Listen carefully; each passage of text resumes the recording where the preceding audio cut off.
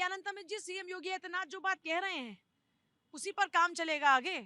देखिए पूजा जी, सर्वप्रथम तो माननीय योगी आदित्यनाथ जी ने कल एक पुस्तक के विमोचन के दौरान लखनऊ में जो कुछ बातें कही है, उन्होंने कहा कि भारतवर्ष की बात करिए, महाभारत के भारत में भी ये कहते हैं दुर्लभे जन्मे भारतीय त्रस्ते जन्मे मानुष्य। मतलब ये है कि भारत में जो जन्म लिया वो बहुत ही बड़ी बात है, और उसके बाद मनुष्य के रूप में भारत में जन्म लेना ये अपने आप में बहुत ही बड़ी मतलब बात कही जाती है, महाभारत में लिखा गया है। उन्होंने कहा कि 1947 में आजादी के समय भारत के जो टुकड़े हुए दो देश अलग होता है, वो भारत का अभिन्न अंग था।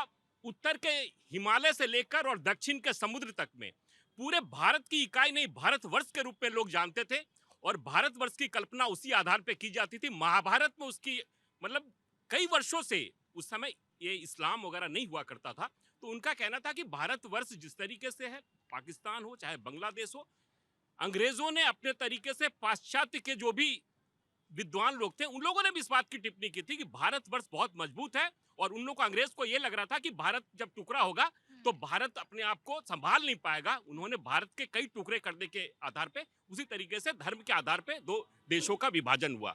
तो माननीय योगी आदित्यनाथ जी ने कहा है कि भारतवर्ष की जो कल्पना की बात करी है उन्होंने, निश्चित तौर पर ये भारतवर्ष आज भी, हम भारत इकाई कोई नहीं कहता, लोग भारतवर्ष करते हैं, उसी भारतवर्ष की जिसके महाभारत में चर्चा भी की गई है। तो महाभारत वाले भारतवर्ष की बात आप लोग कर रहे हैं?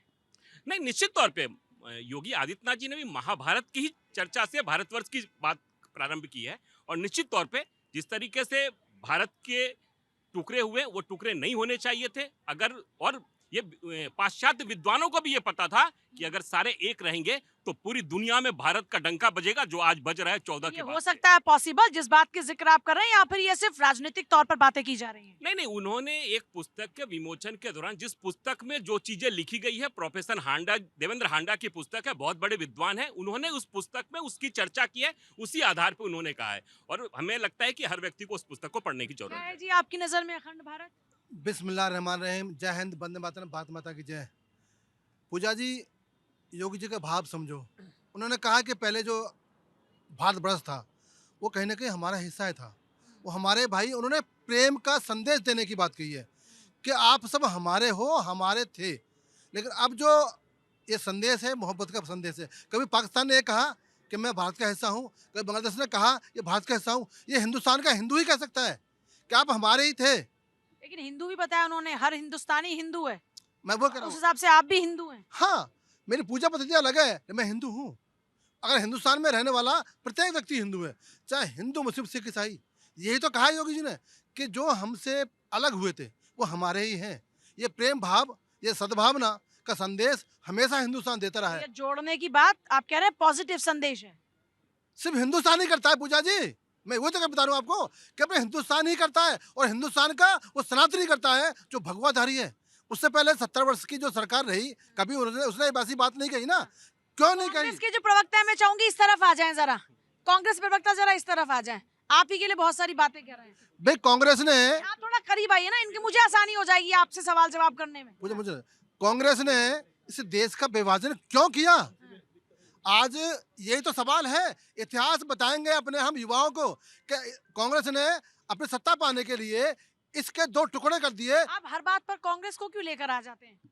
क्योंकि अब जो सत्ता में आएगा ना, बंटवारा करके, विभाजन करके अपनी इच्छाओं के लिए, तो हम तो बताएंगे ना इतिहास को। जो जो हमारे युवा है आज जान लेगा वो कि पाकिस्तान और बांग्लादेश हमारा हिस्सा होता था, हमारे अंग था, वहाँ हमारे भाई रहते थे। लेकिन कांग्रेस ने अपने लालच के लिए और जिन्ना की टोपी के साथ मिलकर, मैं बोलूँ जिन्ना की गंद राजनीति और टोपी के साथ मिलकर ये बंटवारा कर दिया। और कितने हिंदू, कितने मुस्लिम, कितने सिख ईसाई मारे गए, लापता हो गए। आज योगी जी ने ये कहा है कि आप हमसे बैर मत करो, हमारे हिंदुओं को मत मारो, क्योंकि आप हमारे हिस्सा थे। हम चाहें तो आपको मिला सकते हैं, आपकी विचारधारा को। वो जो विचारधारा है, विचारधारा को मिलाने की बात। जो कट्टर विचारधारा है, उसे समाप्त करो। आप हमारे ही हैं। जो हमारी विचारधारा है प्रेम की, वासुदेव कुटुंब की विचारधारा है, उसके साथ आओ, आप हमारा हिस्सा है। ये संदेश दिया है दुनिया को कि हिंदुस्तान अमन, चैन, शांति चाहता है, उत्पात, आतंक नहीं चाहता।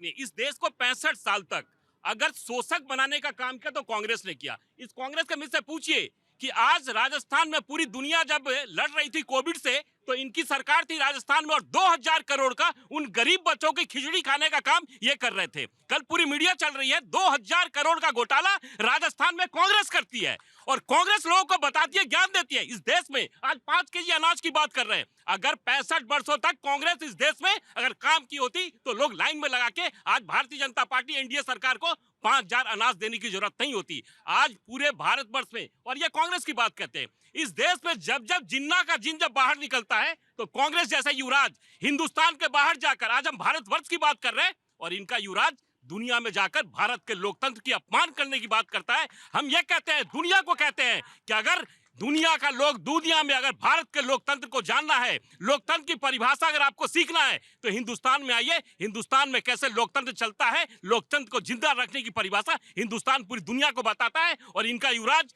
दुनिया के प्लेटफॉर्म पे जाके भारत के लोकतंत्र की अवहेलना करता है। इससे दुर्भाग्यपूर्ण क्या हो सकता है? आप ये देखिए, हिमाचल में जनता ने आपको चुना कि नहीं चुना? हाँ या ना में जनता को बता दीजिए, ये पब्लिक को बताइए। हिमाचल में आपको चुना कि नहीं चुना? जहाँ जहाँ आपकी है वहाँ पर आपको पब्लिक नहीं चुना है कि वो भी इलेक्शन कमीशन ऑफ इंडिया नहीं चुना है? क्या आप ये चाहते हैं 100%? अरे सर, मैं क्या पूछ रही हूँ? मैं जवाब दे रहा हूँ ना, किस तरीके से प्रक्रिया चल रही है।